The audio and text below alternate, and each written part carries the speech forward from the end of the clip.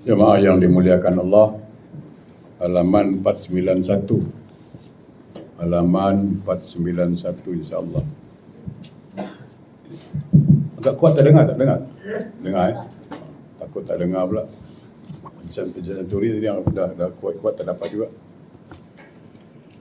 Jemaah yang berbahagia, tanpa terasa sebelum kita bahas 491, kita dah berada pada 2 Muharram, ya. 2 Muharram. InsyaAllah kalau tak ada halangan, hari Senin depan itu Asyura.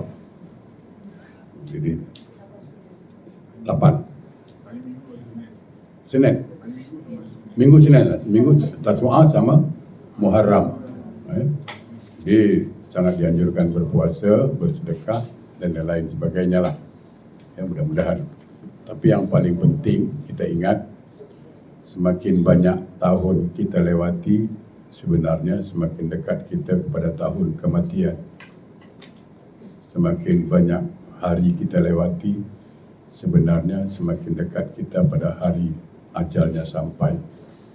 Kita pun tak tahu apakah ini tahun terakhir bagi kita, wallahu alam. Tapi yang jelas, malaikat berseru setiap hari, terutama kepada orang yang berumur usia emas, kata orang. Ya. Kalau saya tidak mengatakan usia emas, lebih mahal dari emas. Emas kalau hilang boleh cari, emas kalau ada harga emas kan. Kalau waktu itu hilang tak ada ganti. Ya, kalau emas hilang ada ganti. Ya. Yang paling banyak emas di Jawa lah, murah. Emas Poniman, emas Karto, emas Bambang, itu banyak tu. Dia naik timbangan, naik sendiri, turun dia loncat. Ya. Bagi orang 65 tahun, 60 tahun ke atas terutama, itu malaikat berseru. Dah sangat dekat waktunya. Saya selalu membayangkan begini, menjelaskannya. Ibarat kita pergi airport. Kalau airport kita kan ambil tiket, nak ambil seat dulu, nak kena queue masuk, jalan jauh, pergi ruang tunggu. Nah, kalau umur 65 tahun, 60 tahun ke atas, itu bukan lagi nak cek tiket, dah berada di ruangan tunggu. Di ruangan tunggu, tinggal panggil aja para penumpang, sila naik, tunggu itu aja. Berapa lama ruangan tunggu? Tak lama. Oleh karena itu, manfaatkanlah waktu yang Allah berikan. Ya, yang Allah berikan ini 2. Saya selalu mengatakan, kenapa Allah masih panjangkan usia kita pada tahun ini? Ada 2 sebab. Pertama, Allah beri peluang lagi kita untuk mengumpulkan amal-amal soleh. Cuma harus kita ingat, apakah semua ibadah yang kita kerjakan itu amal soleh? Belum tentu. Yang dikatakan amal soleh apa? Bila amal kita diterima Allah, itu amal soleh lah. Kalau tak diterima, tetap amal salah. Ya kan? Dia dikatakan amal soleh tu. Apa itu amal soleh? Bila amalnya diterima Allah, itu amal soleh. Kalau Allah tak terima, amal salah. Ada masalah lah pokoknya itu. Mungkin tak tegur sapa dengan orang, ya kan? Atau dia durhaka pada orang tua, mana kita tahu. Satu, jadi itu amal soleh, itu amal yang diterima Allah. Yang kedua, amal itu bermanfaat buat dia, mendidik diri dia menjadi baik. Nah, kalau kita melakukan satu amal soleh, katakanlah solat lah, ada tak pendidikan solat dalam diri kita? Kalau ada, berarti berhasil kita. Kita melakukan puasa, ada tak pendidikan puasa dalam diri kita? Kita pergi haji, ada tak pendidikan haji dalam diri kita? Kita lempar jamrah, lempar setan, ada tak sifat setan kita lemparkan? Kita tawaf, balik dari haji, kita tawaf lah rumah saudara pula. Ni tawaf sampai 7 kali keliling dengan tawaf di Mekah, Kaabah. Tapi rumah mak sendiri pun dia tak tawaf, macam mana? Itu. Ya, mudah-mudahan tahun ini. Itu yang pertama, perbanyak amal soleh. Itu bekal kita.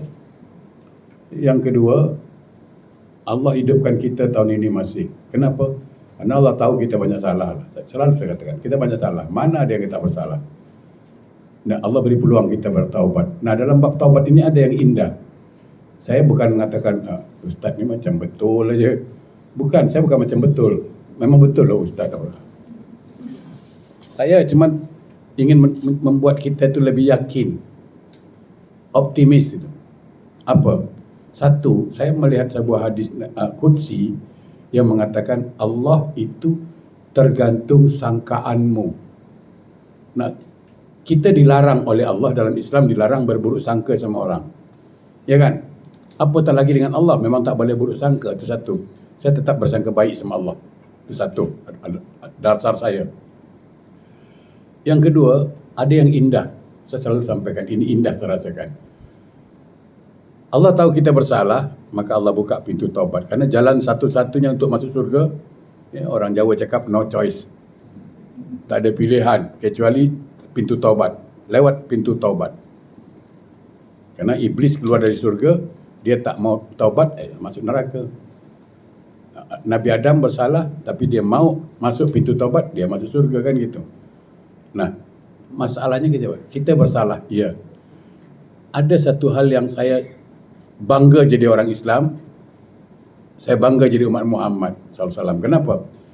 Karena Rasulullah itu kekasih Allah. Kekasih Allah. Yang Allah pasti tidak mau Rasulullah sedih. Ya kan?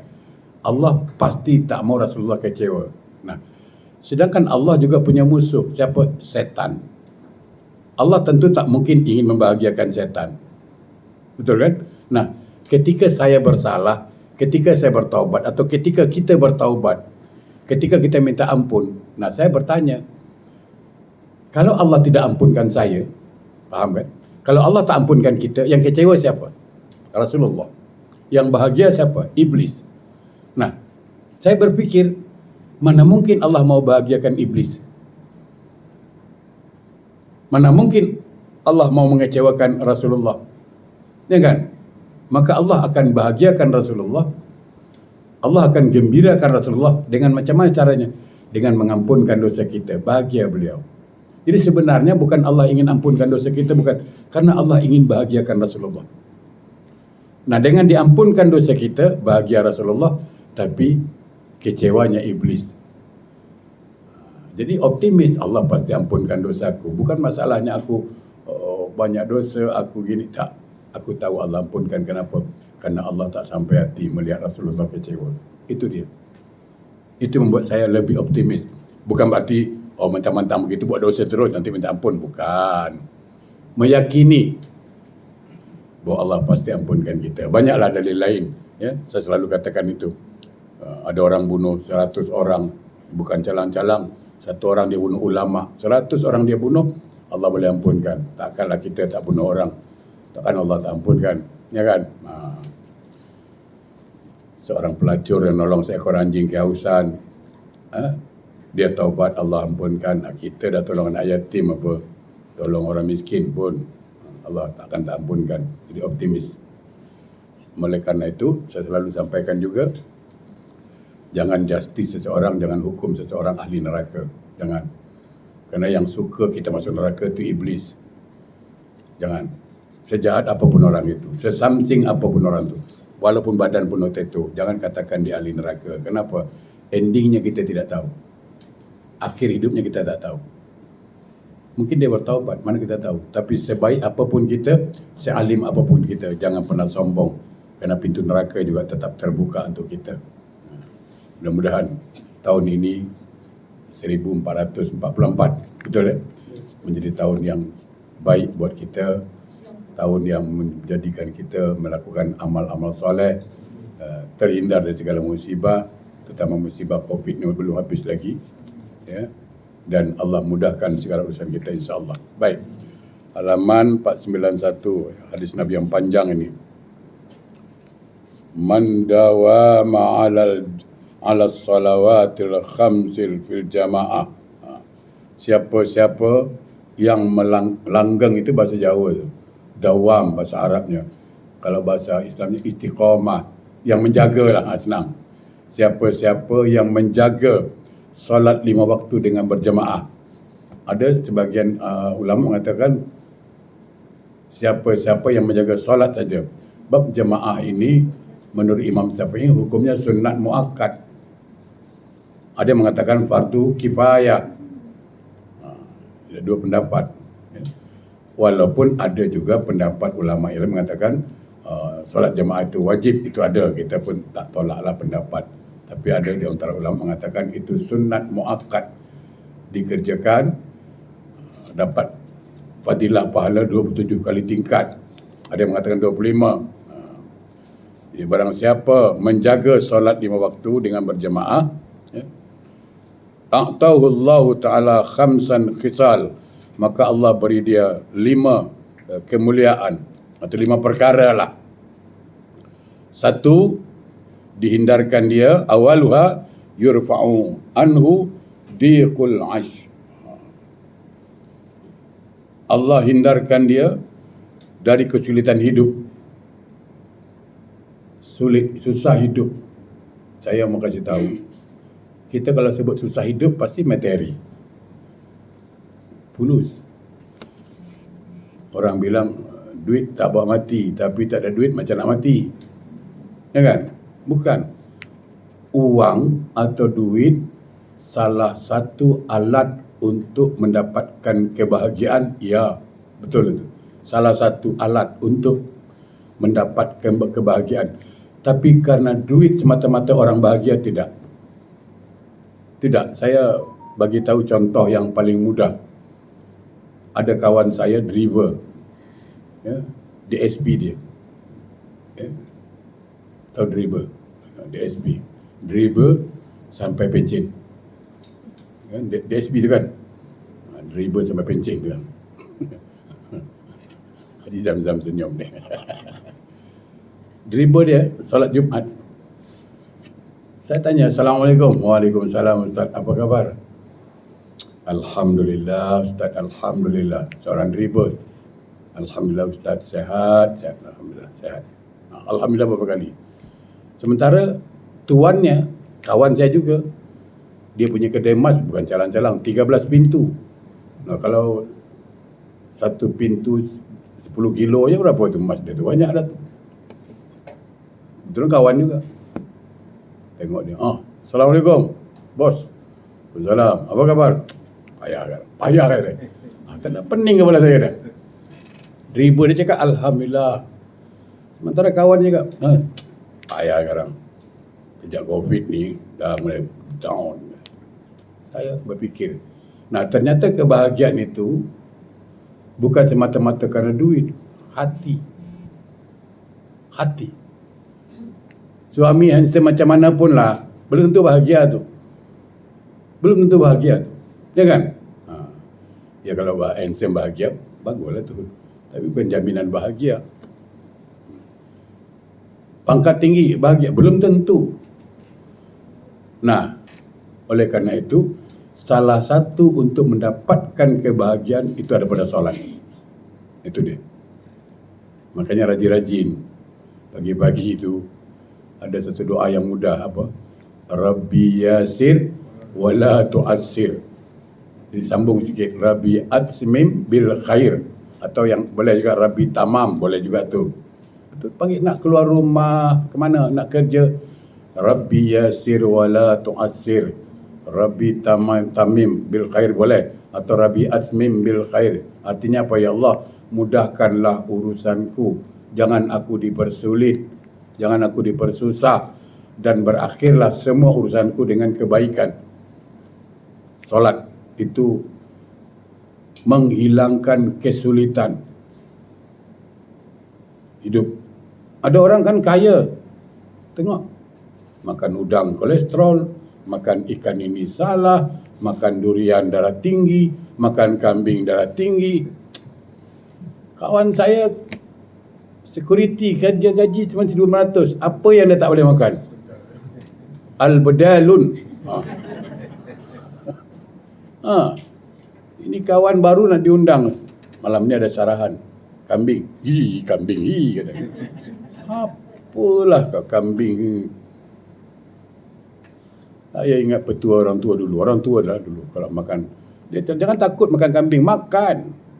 Caranya ada amal orang tua dulu. Orang tua dulu kalau makan kambing. Zaman dulu lah. Sekarang orang tak buat. Dia tengok kambing tu.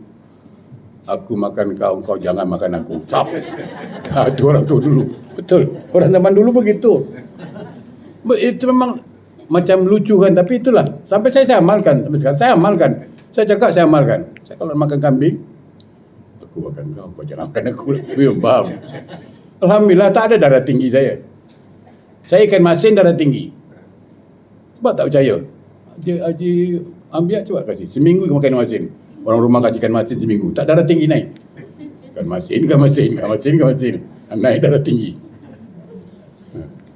Jadi sekali lagi saya katakan, solat itulah kunci bahagia. Nah, orang yang tak solat bagaimana? Sulit mendapatkan kebahagiaan. Karena kebahagiaan itu daripada hati. Itu pertama. Yang kedua, ini paling penting juga ni. Wa yurfa'u anhu azabul qabri. Dia dihindarkan dari siksa kubur. Jamaah yang berbahagia. Yang pasti kita satu saat mau atau tak mau pasti akan menuju ke sana. Liang kubur. Kubur tu ada dua. Satu lapang boleh jadi sempit. Tergantung amal lah. Kalau amalnya tak ada, sempit dia. Tapi kalau amalnya ada, dia lapang. Saat kubur tu kita sendiri sepi. Bukan, kita akan ada kawan. Dalam riwayat dikatakan, kalau orang tu orang beriman, nanti akan datang sesosok orang yang tampan, gagah. Kita pun terkejut, lalu kita tanya, man anta, engkau siapa? Dia akan jawab, ana amalus soleh, aku adalah amal solehmu. Jadi ada teman, ada kawan. Ya. Dan di dalam kubur itu karena kita solat rajin, insyaAllah, kiamat tu sekejap aja. Tak tahu dah kiamat. Saya selalu kasih contoh. Cuba tanya banduan di penjara tu, tanya dia. Pertama masuk, tanya dia. Macam mana perasaan awak semalam dalam penjara? Dia akan jawab apa? Macam bertahun dah. Lama Ustaz. 12 jam semalam di penjara, dia cakap bertahun. Cuba tanya pengantin baru. Macam mana pengantin baru? Tak sadar dah subuh, Bib. Tengok. Padahal sama-sama 12 jam. Sama-sama 12 jam. Kenapa yang satu cakap tak sadar dah subuh, satu cakap lama. Ini perasaan lagi. Sama bagi orang yang beramal soleh, terutama yang solat, itu dikubur nunggu kiamat sekejap aja. Tapi bagi orang diazab, lagi kiamat tu lama sangatlah. Lama sangat kiamat. Itu perbedaannya. Dan kubur tu lapang bagi orang yang beramal soleh, terutama yang solat. Lapang kuburnya. Sejauh mata memandang. Habis itu bidadari manggil-manggil pula tu. I with you until you come. Takkanlah bidadari cakap orang putih Ustaz. Bedek Ustaz ni. Tak, itu lebih kurang itulah. Aku tunggu kedatanganmu. Gitulah. Bidadari yang menunggu-nunggu. Lapang kubur. Tapi kalau orang tak solat, ada kawan juga. Tapi kawannya itulah amal jahatnya. Baunya busuk semana auzubillah. Pintu neraka dibukakan. Hari-hari tengok pintu neraka. Apa tak risau dia. Dalam kubur kita faham. Ada soalan. Saya selalu sampaikan. Ada soalan. Soalannya bahasa Arab. Kita tak tahu cakap Arab macam mana. Saya di kampung. Saya ingat orang kampung saya dulu. Ustaz tu kalau bertengkar dengan isteri dia guru pesantren. Ustaz tu guru pesantren juga. Kalau dia bergaduh, dia cakap Arab. Kita santri ingat doa. Amin. Amin. Padahal kawan bergaduh. Kita ingat dia baca doa tau. Lupa Ustaz tu bergaduh dengan isteri dia. Pertama tak tahu faham bahasa Arab gitu. Dia pun cakap Arab bergaduh. Kita pun amin, amin, amin. Main amin aja. Nah, kita tak tahu cakap Arab macam mana. Nah, amal soleh tak ada. Maka solat itulah jawapannya. Salah satu fadilah solat kita bahas minggu lalu apa? Jawabul munkar wa nankir. Dia yang menjawab semua soalan itu. Kita tak boleh jawab. Kita jangan cakap Arab, cakap Melayu dah tak boleh. Jadi orang yang solat itu akan dihindarkan dari azab kubur. Dalam kubur itu ada satu ular, namanya Sejaul Aqra. Sejaul Aqra. Nanti kalau di akhirat ada lagi ular namanya Hurais. Sejaul Aqra itu tugasnya apa? Mengazab 3 orang, 3 kelompok. Satu diazab orang yang melalaikan solat. Yang kedua yang diazabnya orang yang tak keluarkan zakat. Yang ketiga orang yang tidak mau menghadiri majlis ilmu, orang yang tak mau dengar nasihat ulama. Jadi orang yang solat itu akan dihindarkan dari azab kubur. Yang selanjutnya, wa yu'ta kitabuhu yaminih. Orang yang mendirikan solat akan diberikan kitab amalnya sebelah kanannya nanti. Ingat, di akhirat nanti akan kita terima catatan-catatan amal. Ketika Allah berikan kita catatan amal sebelah kanan, maka kita insya Allah orang yang beruntung. Tapi kalau diberi tangan kiri atau dari belakang, maka kita termasuk orang yang celaka. Subhanallah min zalik. Oleh karena itulah setiap beruduk, cuci tangan itu kan ada itu. Tetap dalam hati berdoa, ya Allah, berilah kitab amalku di tangan kananku, jangan kau berikan kitab amalku pada tangan kiriku. Itu. Setiap beruduk, niatkan dalam hati. Ya. Beri Allah kitab amalku sebelah kananku, jangan kau beri kitab amalku tangan kiriku. Ya, jangan nyanyi pula. Madu di tangan kananku, jangan pula. Racun di tangan kiriku, jangan. Selanjutnya, wa yamuru 'ala sirati kal barqin. Khatib. Subhanallah. Orang yang salat itu melewati sirat, titian bagaikan kilat menyambar. Nah, sini saya selalu sampaikan. Ada satu titian lebih dikenal dengan istilah sirat. Jalan yang lurus, titian. Orang selalu sebut gini. Halusnya titian itu, katanya, kononnya kita dengar apa? Bagaikan rambut di belah 7. Kan gitu selalu kita dengar. Bagaikan rambut di belah 7. Harus dipahami, itu kan bahasa filsafat. Mana mungkin macam rambut belah 7? Siapa nak lalu? Orang kita Melayu, jangankan rambut belah 7. Pergi ke Batam, belakang Padang aja. Goyang jambatan. Ustaz, tobat aku tak pergi lagi lah Ustaz. Baru naik jembatan goyang sikit dah sibuk. Apa lagi dia suruh meniti rambut di belah 7. Jawapannya memang tak pas lah jawapannya. Masalahnya itu kan bahasa yang harus dipahami. Artinya apa? Sama gini.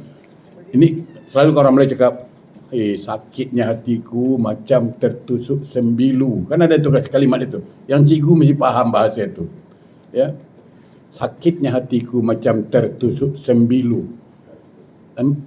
Memang dia pernah rasa? Tak pernah kan? Dia ingin menjelaskan betapa sakitnya dia. Bagaikan itu. Jadi kalimat bagaikan itu kata kuncinya. Sama. Meniti sirat bagaikan. Ini kan. Bukan berarti titian itu macam belah 7. Artinya tingkat kesulitan di situ. Tingkat kesulitannya sangkin payahnya berjalan, padatnya manusia, itu disebut bagaikan meniti rambut di belah 7. Jangan bayangkan pula kecilnya. Bukan. Nah, sekarang dalam surah Al-Fatihah ada tu. Ihdinas siratal mustaqim. Ya Allah, tunjukkan kami jalan lurus. Nah, jalan mana pula itu? Mana jalannya? Dinul Islam, agama Islam. Nah, perhatikan. Ihdinas siratal mustaqim, ya Allah, tunjukkan kami jalan yang lurus. Makna dia apa? Ya Allah, dalam bahasa mudah, tunjukkan kami cara mengamalkan ajaran Islam. Beri kami petunjuk untuk mengamalkan ajaran Islam. Nah, untuk mengamalkan Islam secara total, secara full, itu pun bagaikan meniti rambut di belah 7. Mana ada orang Islam yang tak bermaksiat satu hari? Saya tengoklah. Mana ada? Kalau ada lah orang Islam tak mengumpat satu hari, bolehlah buat kenduri doa selamat. Betul. Bolehlah panggil ustaz, baca doa selamat. Selamat apa? Selamat mengumpat. Tak ada. Kita macam mana pun lah. Tak ustaz, tak ustaz. Semua sama. Kadang-kadang berbual ustaz dengan ustaz pula bual dia. Ustaz mengumpat ustaz lain. Ya, tukang daging dengan tukang daging, tukang bakso dengan tukang bakso. Tukang jahit dengan tukang jahit, ada je. Ya kan? Nah, mengamalkan ajaran Islam itulah bagaikan meniti rambut di belah 7 juga. Jadi kalau ditanya, ihdinas siratal mustaqim, ya Allah, tunjukkan kami jalan lurus. Mana jalannya? Menjalani ajaran Islam. Selalu kita minta, itu maksudnya. Jangan bayangkan sirat yang jembatan. Siapa yang lulus, insya Allah. Ada kalbarkun, dia macam kilat. Tapi ada yang tertata titik, ya kan? Sama lah. Kita pergi causeway nak pergi Johor kan. Kalau ikut normalnya kadang jam. Tapi kalau VVIP mana ada jam? Ya kan? Dia kasih kawal lagi. Dia tak buka-buka baget belakang lagi. Dia langsung aja kan. Sama. Ada orang yang lepas saja, tak cek-cek. Ada orang macam berkilat, gitulah. Nah, salah satu orang yang keuntungan orang yang solat itu ketika meniti sirat, dia bagaikan kilat menyambar. Selanjutnya, nah ini dia paling penting ini. Wa yadkhulul jannah bighairi hisab. Dan dia akan masuk surga tanpa hisab. Jemaah yang berbahagia, saya selalu mengatakan, sebenarnya masuk surga itu kerana rahmat Allah, itu pasti. Nah, untuk mendapatkan rahmat Allah, itu kan perlu amal soleh, terutama solat. Tapi selalu saya sampaikan, kita tak tahu amal mana yang membuat rahmat Allah itu ada. Kan itu tak tahu kita. Apakah solat? Belum tahu. Tapi kalau kita tengok sejarah, Nabi Musa pernah bertanya dengan Allah, apa yang membuat engkau senang? Ternyata bukan masalah solat. Bahkan seorang ulama dari Maroko, saya sampaikan di mana-mana, dalam sebuah kajian yang mengatakan apa, ada seorang alim di daerah Maghribi, daerah Maroko itu, dia orang alim sangat, dia bermimpi Rasulullah SAW dalam mimpinya itu. Apa dalam mimpinya? Dia mimpi Rasulullah, engkau cari si Fulan ibnu Fulan, Fulan ibnu Fulan, cari dia dan sampaikan salam saya kepada dia, katakan pada dia, dia ahli jannah. Ahli jannah. Orang alim ni fikir, betul ke mimpi ni? Suruh cari dia, si Fulan ibnu Fulan. Yang terbayang oleh dia apa? Ini mesti orang lebih alim dari aku. Ini orang alim ni. Ini orang pasti lebih alim. Yang terbayang apa? Sorban besar, janggut lebat, gitulah. Besoknya dia mimpi lagi, sama. Kau pergi cari si Fulan ibnu Fulan, sampaikan salam aku, dia ahli jannah. Ya, ahli jannah. Selama 3 malam berturut-turut, mimpi yang sama. Akhirnya dia pergi ke Mekah, melaksanakan ibadah umrah. Selepas umrah dia tanya kawan-kawan, dia tanya ulama, dia tanya orang, semua orang dia tanya, kenal tak si Fulan ibnu Fulan. Banyak orang tak kenal lah. Nah, tapi dia tak putus asa. Dia cari, tanya. Akhirnya dia berjumpa dengan seorang. Kau kenal tak si Fulan ibnu Fulan? Itu macam orang kampung aku. Kenapa kau cari dia? Kenapa Tuhan nak cari dia? Orang ni orang alim, orang tahu semua. Aku ada hal nak jumpa dia. Tak payah cari dia lah. Orang pun banyak tak suka dia perangai tak baik. Itulah. Karena kita menghukum orang kan zahirnya. Kita tak tahu apa yang orang tu buat. Itulah kadang-kadang kita ni suka menghukum zahirnya. Jangan hukum zahirnya. Kita tak tahu apa amalan orang. Tak, aku nak jumpa dia juga. Akhirnya ditemui. Orang alim ni tengok orang ni, ini ke yang dikatakan Nabi ahli surga? Tengok muka macam tak yakin aja. Biasa je. Tak adalah macam kening hitam lah, muka bersinar, tasbih sampai sebesar-besar apa, tidak. Lalu kata orang ini, ada apa Tuhan cari saya? Saya ini bukan orang baik sangat. Yang orang alim nak jumpa saya, kenapa? Tak ada, saya ni mimpi. Selama 3 hari berturut-turut saya mimpi bahawa Nabi mengatakan, menyampaikan salam kepada engkau. Nabi suruh aku cari engkau, sampaikan salam. Apa salamnya? Sesungguhnya kata Rasulullah SAW, engkau ahli surga. Orang ni cakap apa? Biar betul mimpi, apalah. Dia pun tak percaya. Biarlah betul sikit mimpi pun, nak bedek lah. Janganlah bedek lebih sangat. Itulah. Takkan aku ahli surga, aku tahulah siapa aku. Takkan aku. Demi Allah, aku baru aja tawaf, aku baru aja umrah. Takkan aku nak bohong. Demi Allah aku bersumpah. Dia dengar demi Allah tu terkejut juga dia. Lalu dia letak tangan, dia pun menangis.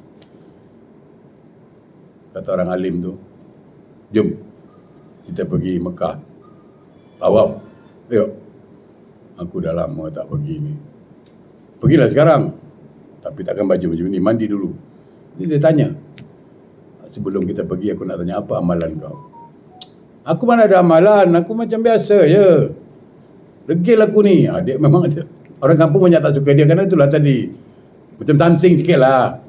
Tapi kita tak tahu amalan dia di rumah. Aku tak tahu amalan aku apa. Pasti ada. Lalu dia ceritalah. Mungkin ini tak amalan aku. Apa dia? Aku pernah bersumpah. Demi Allah, ya Allah, aku bersumpah akan potong gajiku setengah. Sebahagian gaji aku akan kasih pada tetangga aku yang kebetulan hidupnya susah, janda. Apa panggil ibu tunggal lah. Ibu tunggal, anak dia ramai. Bukan janda muda.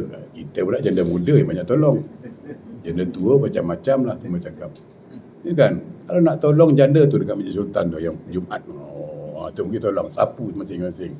Pandai pula tak nak. Nak pilih janda muda je. Sunnah pula tu kata dia.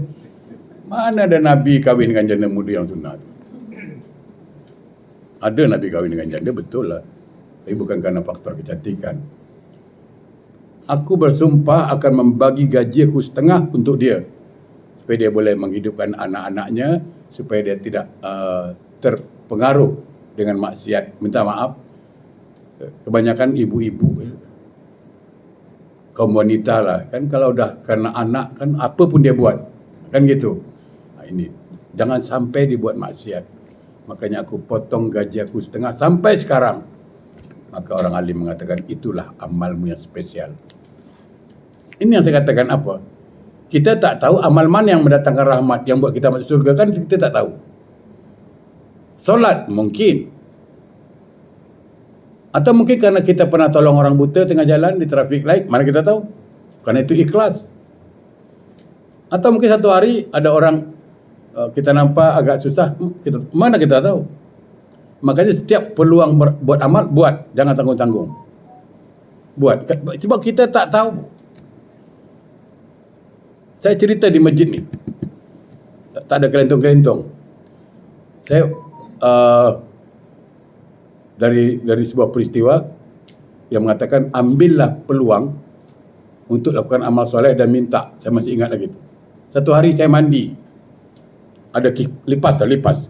Berenang-renang dekat apa? Bak tu. Apa panggil sini? Bak panggil apa sini? Itulah tak tahu nak cakap lagi. Lipas tu. Saya tengok dia terkepak-kepak gitu. Saya ambil. Saya bilang, ya Allah. Ini kenapa saya gitu kan? Karena saya teringat kisah seorang pelacur menolong anjing kehausan. Ya Allah, andaikan ini perbuatan baik, kabulkan permintaanku, luluskan saya. Waktu itu ikut, saya tak sibuk cerita ikut apa. Seorang Singapura cakap, ini ada saksinya orang Singapura, orang Jelapang. Ini betul kita betul Ustaz? Betul, bilang kan. Kejadian. Ya Allah, kalau seandainya ini betul, bagi saya mudah. Betul. Saya buang. Kasih hiduplah dia. Apa yang terjadi? Saya ikutlah Datang satu hamba Allah. Dia cakap orang putih. Saya pun orang putih, tahunya itulah 3 je. Yes, no, no. Yang itu ya. Banyak, itu jam belum tahu banyak. Dia cakap dengan saya, you want pass? Yes. Langsung, yes. You enter. Dia tulis pass. Selesai. Semua orang tanya. Ada satu kawan saya dah 3 kali Ustaz. Mana aku tahu? Nah ni, demi Allah saya katakan. Makanya setiap apapun, walaupun dia tu ambil peluang. Saya pengalaman satu itu. Kan lipas tu kan binatang, tapi saya cuba mengambil padilah di situ. Ini pengalaman lah, tapi tak selalu orang buat itu. Jangan pula nanti. Jadi kebetulan barangkali, ya, itu kebetulan. Tapi itulah pengalaman saya. Ya, baik. Dia masuk surga tanpa hisap. Jemaah berbahagia. Siapa orang yang tak masuk surga? Ini kelebihan umat Muhammad. kelebihan umat Rasulullah SAW. Semua orang Islam pasti masuk surga selagi dalam hatinya ada iman, walaupun sebesar zarah sekalipun. Dia yakin adanya Allah dan dia yakin Rasulullah sebagai Rasul, khataman Nabi, maka dia berhak masuk surga. Jadi semua umat Muhammad SAW pasti masuk surga. Masalahnya bila masuknya, itulah problemnya. Sebab masuk surga ni kan ada dua. Satu dimasukkan, satu masuk surga. Yang sedap tu dimasukkan, terima bersih. Nah kalau masuk, bila masuknya masalah. Sama, semua orang pergi ke Mekah. Ke mana? Umrah. Ada yang direct Jeddah kan? Ada yang transit kat Dubai, transit kat Doha, transit kat Mesir, ada. Sama. Semua orang masuk surga umat Muhammad, betul. Tapi transit dulu kat Jahannam. Berapa lama? Itu tak tahu saya. Tapi pasti masuk. Cuma bila masuknya itu masalah lah. Kalau soal masuk, pasti masuk, saya katakan. Ada satu kisah lucu tu. Bukan apa, saya katakan agak menarik kisahnya tu. Orang yang terakhir masuk surga dalam sebuah riwayat, dia last masuk surga itu. Jadi semua umat Muhammad dah masuk surga. Semua. Sehingga Jibril mengatakan dah tak ada umat Muhammad dah. Dah tak ada dah. Oh, tak ada lagi. Sebab Ustaz, apa tandanya umat Muhammad dengan umat yang lain? Berbezanya apa? Ada satu zikir yang zikir itu hanya boleh diucapkan oleh umat Rasulullah sallallahu alaihi wasallam. Umat lain tak boleh sebut. Zikirnya apa? Kalau di dunia zikirnya namanya Ar-Rahman Ar-Rahim. Ar-Rahman Ar-Rahim artinya Maha Pengasih Penyayang. Itu sebutan dunia. Tapi ketika berada di akhirat, Ar-Rahman Ar-Rahim sudah tak ada, diganti Ya Hayyan Ya Manan. Itu zikir akhirat. Ya Hayyan Ya Manan itu hanya boleh diucapkan hanya oleh umat Muhammad sallallahu alaihi wasallam. Jadi siapa yang baca Ya Hayyan Ya Manan, cabut dalam neraka. Ya Hayyan, waktu umat Muhammad lah tarik. Nah satu hari Jibril pergi jalan, dah tak ada dengar dah. Habis dah tu, habis lah, tak ada lagi, tak ada suara Ya Hayyan Ya Manan. Tak berapa lama kemudian Jibril keluar, dia ada dengar dari jauh. Ya Hayyan Ya, masih ada lagi, siapalah ni lagi. Dah lama tau. Ini siapa ni? Apa dosa dia lama sangat? Lalu Jibril kasih tahu Rasulullah, Ya Rasulullah, Ya Muhammad, ternyata ada umat engkau lagi dalam neraka. Rasulullah kalau dengar umat neraka, dia sedih. Sedih dia. Dia minta, Ya Allah, masih ada umat aku dalam neraka. Maka Allah kata dengan malaikat apa yang jaga neraka, malaikat Malik. Itu ingat ya. Malaikat Malik, kalau kita masuk neraka memang pedih lah. Azab memang. Malaikat Malik dalam neraka sampai sekarang dia betah, dia tak pernah minta pindah. Kau ceng dengan aku lah Ridwan, sekali kau masuk neraka aku surga pula lah. Engkau sik engkau je surga. Bagi ten aku lah, tak. Sampai sekarang Malaikat Malik itu betah dalam neraka. Kenapa? Kerana Allah ridha dengan dia. Api itu panas, bagi Nabi Ibrahim dingin. Kerana Nabi Ibrahim Allah ridha. Itu bezanya. Ya. Kata Allah, Malaikat Malik, cuba kau cari umat Muhammad yang satu tu. Cari punya jauh lama. Cari, tak jumpa. Tapi suara dengar. Ya Hayyan Ya Manan, Ya Hayyan Ya Manan. Malaikat Malik cari tak jumpa. Ngadu dengan Allah, Ya Allah, aku dah cari, suara ada tapi orang tak jumpa. Kata Allah, engkau cari di bawah batu, dia tersorok, terhimpit batu. Dalam gua lagi. Dalam batu, terhimpit batu, dalam tersorok lagi. Alamak, cari lagi. Akhirnya jumpa. Dah macam ikan lele saya tengok. Ikan lele kena bakar, dah hitam betul. Dia waktu ditarik, dia punya menjerit. Dia ingat nak campakkan lebih teruk lagi. Aku di sini pun dah tak tahan lagi. Itulah, dua orang. Kata malaikat, relax lah brother. Dia tak cakap relax lah. Ini biar faham. Kan? Nanti jangan cakap lah, amboi malaikat Malik pun cakap relax brother. Bukan. Ini supaya faham. Ini kadang-kadang kita ni lurus tabung. Apa kata Ustaz? Ustaz supaya mudah faham. Ini Muhammad, siapa ni kau? Dia dengan nama Muhammad tu dia menjerit. Muhammad, Ya Muhammad. Lalu diangkat dia, dah gosong dah. Nah, setiap orang yang masuk surga, yang bekas dari neraka ni, dia mesti lewat satu sungai. Namanya Al-Hayat, sungai kehidupan. Dia mesti mandi situ dulu, mandi, cuci. Dah bersih, dah wangi, nak masuk tu ada satu cap stempel. Di sini ditulis tu, Al-Jahannamiyun, mantan penghuni neraka. Tapi ingat, di sana tak ada caci, tak ada cela, tak ada aib di sana tu. Tak adalah kutuk-kutuk, macam kita lain. Kalau ada lah orang penjara, keluar penjara, ditulis besar-besar macam mana? Banduan. Tengok, banduan kan? Bekas banduan rupanya. Sana tak ada. Semuanya menunjukkan rasa simpati, rasa kasihan. Dia ni masuk surga, semua orang surga terkejut. Aku sampai. Apa salahnya ni? Tak tahu. Bingung kan? Karena dah lama orang tak masuk ni. Dah lama betul tak ada masuk ni. Ini betul. Heran. Apa salah? Tak tahu. Ini mesti berat punya kes ni. Ini mesti berat punya kes.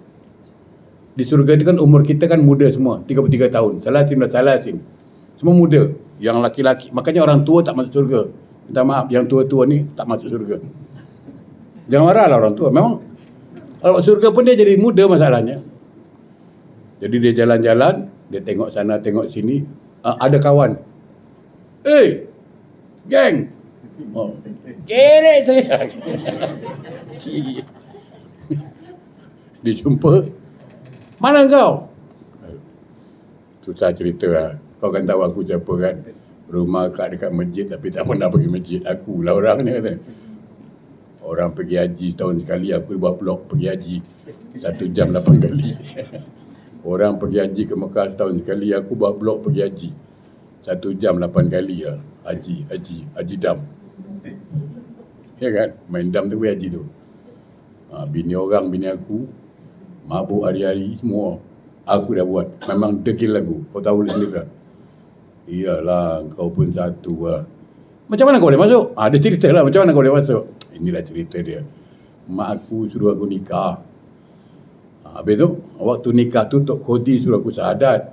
Asyhadu an la ilaha illallah. Suruh baca Fatihah. Itu pahala itulah yang datang. Itu ada pahala aku dapat. Kalau sempat aku tak nikah, mampu tak masuk aku. Bayangkan. Artinya apa? Setiap umat Muhammad pasti masuk surga. Cuma bila masuknya wallahualam. Nah, orang yang solat bigari hisab. Masuk surga tanpa hitungan. Tanpa banyak kira-mengira. Maka peluang ambil. Imam berbahagia. Selanjutnya, ni. Saya rasa waktu tambah sikit lah.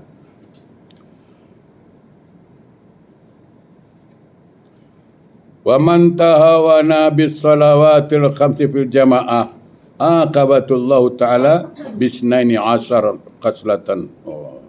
Salasatin fid dunya wa salasatin indal maut wa salatin fil qabri wa salatin yaumal qiyamah. Okey.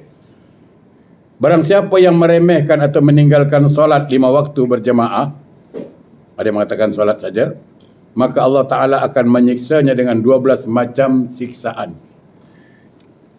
3 siksaan di dunia, 3 siksaan sewaktu sakaratul maut, 3 siksaan dalam kubur, dan 3 siksaan pada hari kiamat. 3 siksaan di dunia ialah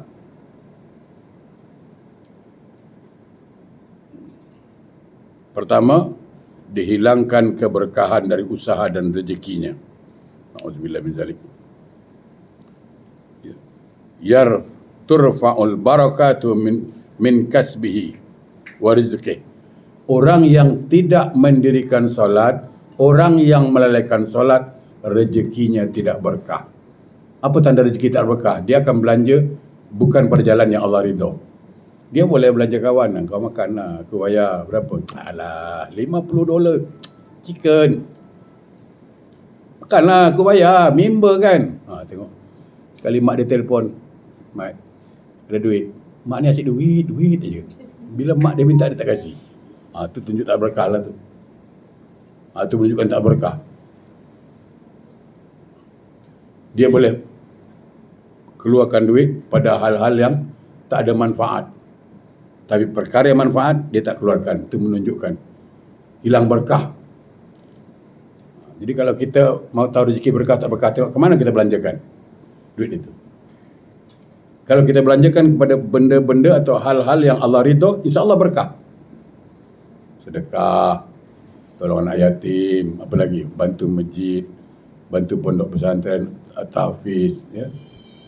Itu menunjukkan berkah. Tapi kalau untuk pergi Sentosa boleh, pergi Holland boleh, pergi Amerika boleh, England boleh, pergi umrah tak boleh pula. Itu tak berkah lah. Ya kan?